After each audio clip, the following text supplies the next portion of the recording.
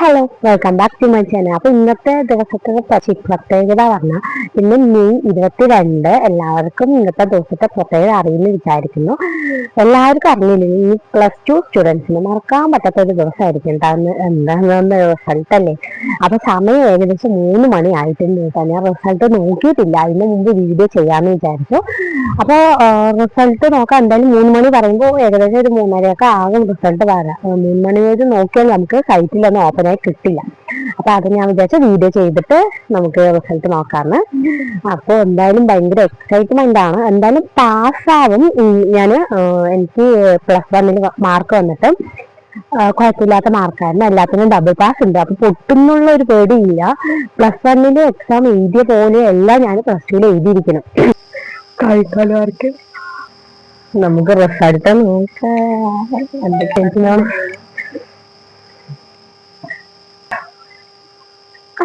കരയില്ല കേട്ടോ. ടെൻഷനാണ് ഓണാക്കി വെച്ചിരിക്കല്ലേ. ഓണാക്കി വെച്ച് അല്ല, എന്റെ സൗണ്ട് നന്നായിട്ട് 2419967 അല്ലേ? 9/3/2007. അയ്യോ,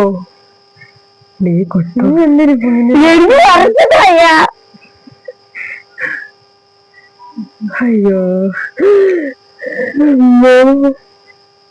3 മതി, അത് മതി.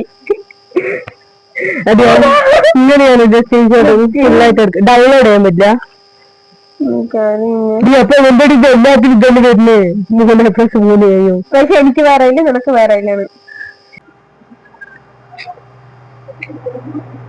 കണ്ടോ?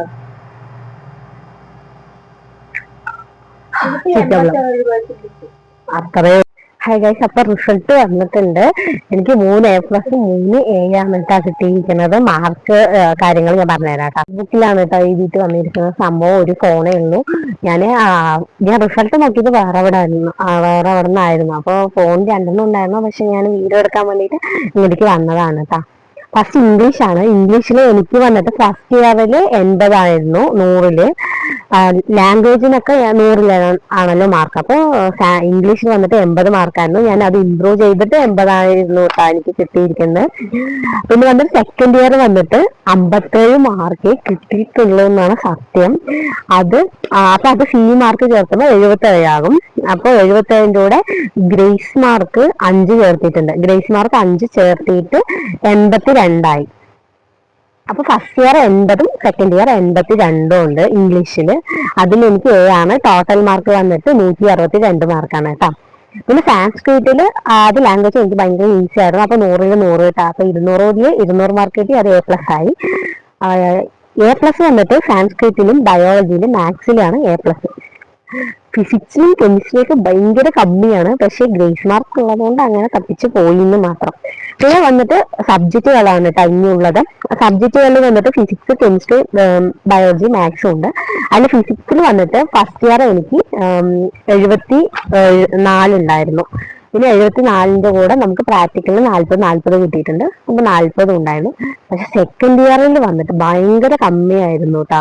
36 ഉള്ളൂ. അപ്പൊ സി മാർക്ക് കൊടുക്കുമ്പോൾ 46, 56 ആവുള്ളൂ. അപ്പൊ 36 മാർക്കേ കിട്ടിയിട്ടുള്ളൂ. നല്ല ടഫായിരുന്നു. കെമിസ്ട്രിയും ഫിസിക്സും ഒക്കെ ഭയങ്കര ടഫായിരുന്നു കേട്ടോ. കെമിസ്ട്രിയിൽ അതിനെക്കാട്ടി മാർക്ക് കമ്മിയാണ്. അപ്പൊ മെല്ലെ വരാം. അപ്പൊ ഫിസിക്സിൽ വന്നിട്ട് 36 മാർക്കുകൾ. അപ്പൊ 56 ആകും. അങ്ങനെ ടോട്ടൽ വന്നിട്ട് 171. 1 മാർക്ക് എനിക്ക് ഗ്രേസ് മാർക്ക് കിട്ടിയിട്ടുണ്ട്. അങ്ങനെ അത് A ആയി. പിന്നെ വന്നിട്ട് കെമിസ്ട്രിയിൽ വന്നിട്ട് ഫസ്റ്റ് ഇയർ വന്നിട്ട് 73 ആയിരുന്നു. അതായത് 53 ആയിരുന്നു എനിക്ക് മാർക്ക്. അത് 73 ആയി സി മാർക്ക് കൂട്ടുമ്പോൾ. പിന്നെ 40 മാർക്ക് പ്രാക്ടിക്കലുണ്ട്. സെക്കൻഡ് ഇയർ 26 ഉള്ളൂ. സംഭവം ഭയങ്കര ടഫായിരുന്നു. 26 ഒരു 18 മാർക്കൊക്കെ കിട്ടുള്ളൂ എന്നാണ് ആദ്യം വിചാരിച്ചത്. പക്ഷെ 26 കിട്ടി. 26ന്റെ 20 ചേർത്തുമ്പോൾ 46 ആകും. പിന്നെ ബേസ് മാർക്ക് 2 മാർക്ക് ചേർത്തിട്ടുണ്ട്. അങ്ങനെ 161 മാർക്കാണ് കേട്ടോ. അത് A ആയിട്ടാ. അപ്പൊ 3 വിഷയത്തിൽ എ, ഇംഗ്ലീഷ്, ഫിസിക്സ്, കെമിസ്ട്രിയിൽ എ ആണ്. പിന്നെ ബാക്കി ബയോളജി, മാത്സിന് A+ ഉണ്ട് കേട്ടോ. അതിൽ വന്നിട്ട് ബയോളജിയിൽ എനിക്ക് 52 ഫസ്റ്റ് ഇയറിൽ. അത് 72 ആവുമല്ലോ, 72. പിന്നെ പ്രാക്ടിക്കലിൽ 40 ഈ വർഷം കിട്ടിയിരിക്കുന്നത് വന്നിട്ട് 44 മാർക്കാണ് കേട്ടോ. 44 മാർക്ക് പറയുമ്പോൾ 64 ആകും. ഗ്രേസ് മാർക്ക് 4 മാർക്ക് ചേർത്തിട്ട് 180 ആക്കിയിട്ടുണ്ട്. കറക്റ്റ് A+ ആക്കിയിട്ടുണ്ട്. 200 180 A+. അപ്പൊ 180 ആക്കിയിട്ടുണ്ട്. അപ്പൊ A+ ആയി. അതേപോലെ തന്നെ മാത്സിന് കഴിഞ്ഞ വർഷം 70 ആയിരുന്നു, ഈ പ്രാവശ്യം 42, അതായത് 62 മാർക്കുണ്ട് ഈ പ്രാവശ്യം. പ്രാക്ടിക്കൽ ഫുൾ മാർക്കാണ്. അതിലൂടെ 8 മാർക്ക് ചേർത്തിട്ടാണ് A+ ആക്കിയിരിക്കണം. അതിന് 3 A+, 3 Aയും കിട്ടിയിട്ടാണ്. എന്തായാലും ഞാൻ വിചാരിച്ചേക്കാളും കൂടുതൽ കിട്ടിയിട്ടുണ്ട്. പക്ഷെ കെമിസ്ട്രി, ഫിസിക്സ് ആണ് ഭയങ്കര ഇതായത്. എന്താ പറയാ, നമ്മ ഒരുപാട് കമ്മിയായ പോലെ. 26 മാർക്കൊക്കെ പറയുമ്പോൾ കുഴപ്പമില്ല, പക്ഷെ നല്ല ടഫായിരുന്നു. ഞാനൊക്കെ ഒരു 18 മാർക്ക് അങ്ങനെയൊക്കെ കിട്ടുമെന്നാ വിചാരിച്ചത്. പാസ്സാവോ വിചാരിച്ചു. എന്തായാലും +1 ഞാൻ ഡബിൾ പാസ് ആയതുകൊണ്ട് ഞാൻ രക്ഷപ്പെട്ടിട്ടുണ്ട്. അപ്പോൾ അങ്ങനെ 3 A+, 3 Aയും കിട്ടും. കുഴപ്പമില്ലാത്ത മാർക്കാണ്. എനിക്കൊക്കെ ഭയങ്കര കുഴപ്പമില്ലാത്ത മാർക്കായിരുന്നു കേട്ടോ. പക്ഷെ +1 എഴുതിയ പോലെ അല്ല +2 എഴുതിയിരിക്കുന്നത്. സബ്ജക്റ്റ് എല്ലാം ടഫായിരുന്നു കേട്ടോ. പക്ഷെ എന്തായാലും എനിക്ക് ഭയങ്കര സന്തോഷമായി. അപ്പൊ നിങ്ങൾക്കൊക്കെ എത്ര മാർക്ക് കിട്ടി, പാസ്സായോ ഇല്ലയോ പറഞ്ഞ് ഇരിക്കുന്നവർ കുറെ പേരുണ്ട്. അപ്പൊ അങ്ങനെയുള്ളവർക്ക് സന്തോഷമായി. റിസൾട്ട് എന്തായാലും പ്രതീക്ഷിക്കാനാണ് വരുന്നത്. ഇപ്പൊ നിങ്ങളുടെ റിസൾട്ട് എന്താണെന്നൊക്കെ കമന്റ് ബോക്സിൽ പറയുന്നുണ്ടോ.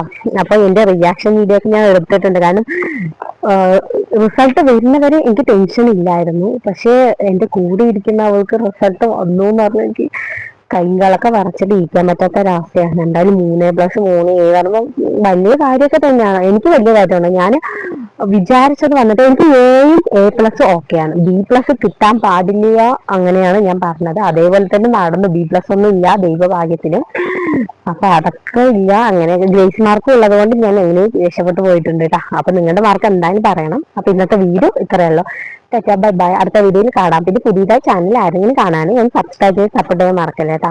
അപ്പൊ അടുത്ത വീഡിയോയിൽ കാണാം. Bye bye. നിങ്ങളുടെ മാർക്കൊക്കെ ഒന്ന് കമന്റ് ബോക്സിൽ കമന്റ് ചെയ്യണേ.